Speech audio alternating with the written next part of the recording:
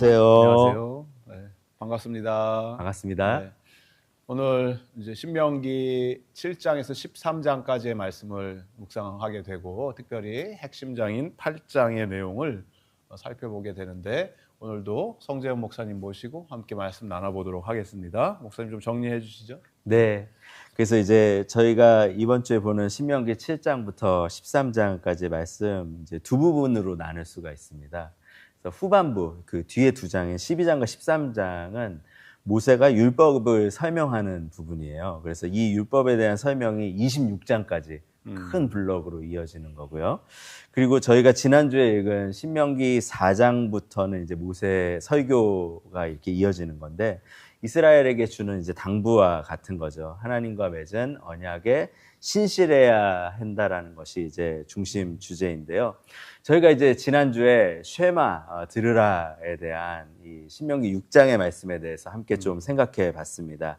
근데 이제 저희는 들으라 그러면 이게 이제 귀에서 사운드를 듣는 그걸로 생각하지만 히브리인들이 쓰는 이 쉐마라는 단어는 듣고 반응하는 것까지 포함하는 거죠. 네. 그러니까 순종까지 포함하는 의미가 이제 이 들으라라는 거고 또 들으라고 하면서 모세가 계속해서 이제 사랑하라라는 이 얘기를 같이 덧붙이거든요. 근데 이거는 그냥 우리가 요새 사랑을 얘기하면은 그냥 사랑 정도가 아니라 이제 그 사랑을 위해서 우리가 결단해야 되는 것들, 그것들을 이제 포함하는 희생이 필요한 사랑. 그렇죠. 헌신이 있어야 되고. 네네. 그래서 이어지는 이제 신명기 7장부터 11장에서 이제 모세는 이스라엘이 하나님의 백성으로서 약속의 땅에 들어가서 다른 신을 섬기는 사람들과 섞이면서 우상 숭배를 따르지 말라.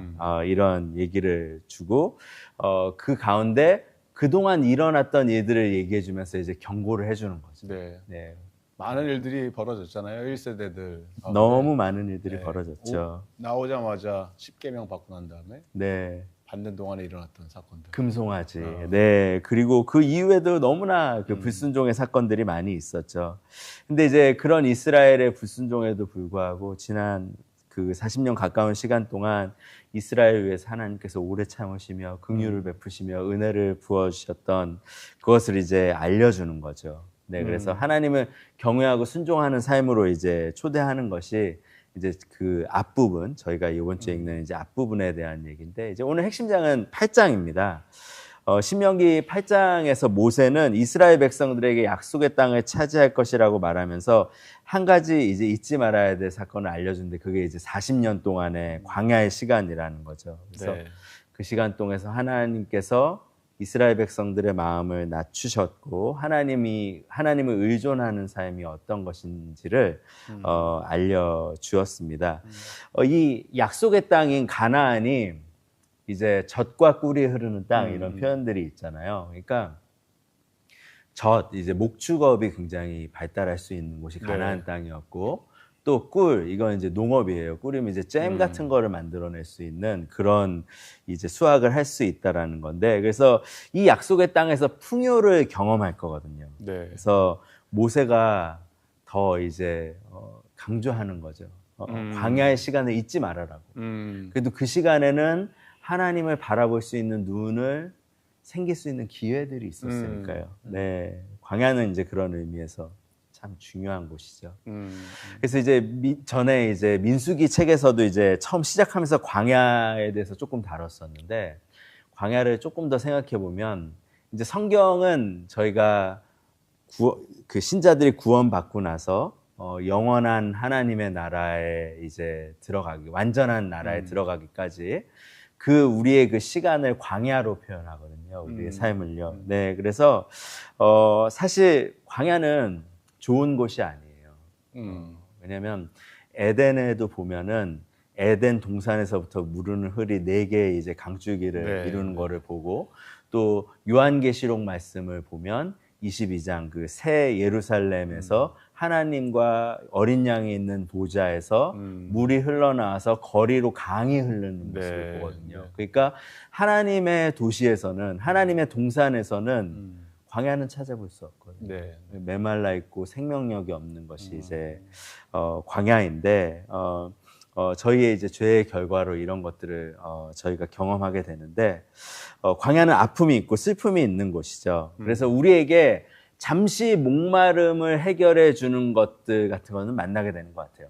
마치 왜 광야에 만약에 비가 내리고 나면 작은 물 또랑 같은 것이 이제 생겨서 마시는 것처럼, 그러니까 저희가 그 퍼스펙티브를 잊으면 안 되는 것 같아요. 우리 삶이 광야라는 걸 기억하고, 또 왜 우리 삶에서도 하나님이 주신 좀 좋은 것들이 있잖아요. 그렇죠. 네, 저희에게 주신 복들이 있거든요. 이 땅에서 누리는 물질적인 복들이. 근데 그게 우리의 목마름을 완전히 없애주는 건 아니라는 거예요. 마치 광야에서 발견하는 작은 물과 같은 거라는 거죠. 그래서 광야의 시간을 잊지 마라라고 그러면서 젖과 꿀이 흐르는 땅으로 들어갈 것이다라고 하면서 이제 그곳에서 경험하는 것들도 결국은 광야에서 발견했던 작은 물과 같은 것이다. 네. 라는 것을 좀 기억하게 하는 거죠. 네.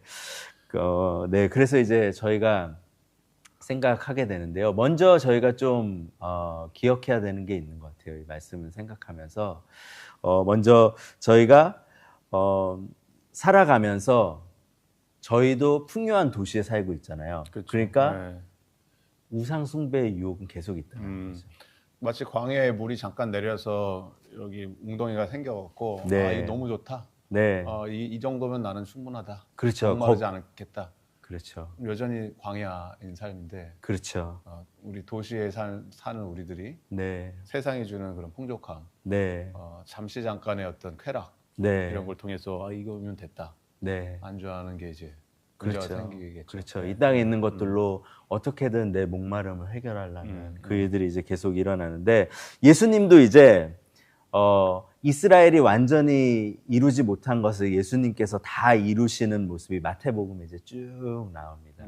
그래서 출애굽하시고 예수님이 그 세례 받으시면서 물 통과하시고 그 다음에 이스라엘 백성들이 40년을 광야 생활을 한 것처럼 예수님도 40일 동안 이제 광야에서 금식하시면서 계시죠. 그때 이제 사탄이 와서 유혹을 하잖아요. 그래서 세 가지 유혹하잖아요.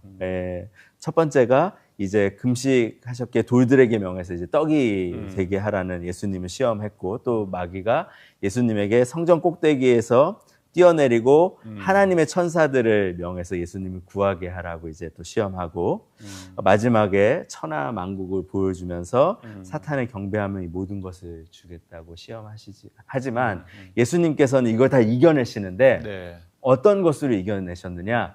이 신명기 8장 말씀을 가지고 이겨내셨어요. 그래서 8장 말씀에 사람이 떡으로만 살 것이 아니요 하나님의 입으로부터 나오는 모든 말씀으로 살 것이라. 주 너의 하나님을 시험하지 말라. 주 너의 하나님께 경배하고 다만 그를 섬기라. 예수님은 말씀으로써 그 유혹들을, 하나님이 아닌 것들을 예배하는, 사탄을 경배하는 그 유혹들을 이겨내신 것이죠. 이게 다 신명기 8장에 나오는 그 말씀이었던 거예요. 그렇죠. 네, 그것으로 이제 주님께서 이겨내신 것이죠. 그러면서 이제 저희도 기억해야 되는 거는 저희가 어떻게 이 도시에 저희를 향한 유혹들이 있는데, 다른 것들을 계속해서 예배하라는 유혹들이 있는데 어떻게 그 유혹을 이겨낼 것인가라는 것입니다. 결국은 우리는 말씀으로 이겨내야 된다는 거예요. 근데 이제 그냥 쉽게 말씀으로 이겨낼 수 있다라는 얘기는 할 수 있잖아요. 근데 저희가 하고 있는 이 그리스도 중심 성경 읽기가 참 중요한 것 같아요. 그런 부분에서. 왜냐하면 말씀을 읽다 보면 그 안에서 예수님 안에서 이루어진 것들이 있잖아요. 이루어질 것들이 있잖아요. 그래서 사실은 저희 삶에 있는 유혹들, 우리가 인정받기를 원하고, 우리가 기쁨을 누리기를 원하고, 안전을 찾기를 원하고, 우리가 여러 가지 이런 우리 안에 있는 디자이어들은 결국은 예수님 안에서 다 이루어지는 것들이거든요. 그래서 저희도 그 말씀 안에서 발견하시는 예수님을 통해서 나에게 오늘 재물이 나를 만족시킬 수 있다라고 얘기할 때, 아니야, 그것보다 예수님 안에서 나는 이미 재물이 줄 수 있는 안전과 만족을 다 이미 얻었어. 그 말씀을 통해서 예수님을 발견하며 이 우상들을 이겨낼 수 있는 말씀이 우리로 하여금 우상 숭배를 이겨낼 수 있다라는 것을 그래서 슬기로운 광야 생활은 말씀과 말씀이 전해주시는 예수님을 통해서 이루어진다는 것을 생각하게 네. 됩니다. 또 이 신명기 말씀을 통해서 모세가 다음 세대들에게 전하는 잊지 말아라. 네. 광야는 이제는 광야 시대가 끝나고 새로운 땅에 들어가지만 그때 광야에서 누렸던 축복, 하나님의 말씀에 액세스하고 말씀을 듣고 우리 인생의 나침판이 되어왔고 말씀 붙들고 살았던 것을 잊으면 안 된다. 그렇죠. 그걸 다시 한번 리마인드 시켜주는. 그리고 이걸 예수님이 실제적으로 광야에 들어가셔서 말씀으로 이걸 다 이기시고 승리하시는 모습을 통해서 네. 우리도 그렇게 살아야 된다. 네. 네, 귀한 말씀 감사드립니다. 예, 감사합니다. 기도하고 마실까요? 네, 목사님. 네, 그렇습니다. 주님, 저희가 광야의 삶, 누구나 원치 않고 피하고 싶은 그 현장이지만 때로는 하나님이 이 광야가 주는 유혹을 뛰어넘어서 주님이 주시는 축복의 현장임을 또한 깨닫습니다. 하나님, 왜냐하면 광야에서 도시의 분주함 속에서는 들을 수 없었던 하나님의 음성을 듣게 되고 하나님의 말씀을 붙드는 시간이 됨을 깨닫기에 하나님은 늘 하나님 말씀에 액세스하고 가까이 할 수 있는 우리의 인생이 될 수 있도록 도와주시옵소서. 여전히 우리는 또 오늘을 살아가며 분주함 속에 살게 됨을 알고 있습니다. 하지만 하나님 우리에게 늘 말씀이 되어 함께 하시는 예수님 그 은혜를 기억하며 예수님을 붙들고 예수님이 말씀으로 모든 세상의 유혹을 이기신 것처럼 우리도 예수님 붙들고 말씀을 의지하여 세상의 모든 유혹을 이기고 지나온 그 광야의 시절이 힘들고 어려운 시절이었지만 또한 그 현장을 통해서 하나님께 더 가까이 갈 수 있었던 복된 시간임을 기억하는 지혜 또한 허락하여 주시옵소서. 아멘. 감사하며 예수님의 이름으로 기도드립니다. 아멘. 아멘.